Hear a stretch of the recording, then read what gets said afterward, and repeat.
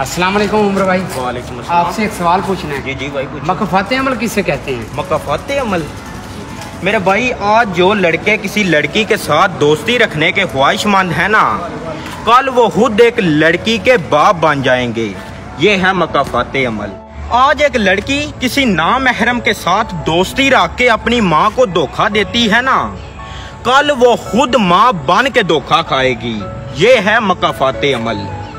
आज अगर तुम किसी के घर की इज्जत का ख्याल नहीं रखोगे तो कल को तुम्हारे साथ भी यही होगा। ये है मकफ़ात अमल। आज अगर किसी की बेटी तुम्हारे लिए टाइम पास है ना, तो कल को तुम्हारी बेटी खुद किसी दूसरे के लिए टाइम पास होगी। ये है मकफ़ात अमल। ये है मकफ़ात अमल।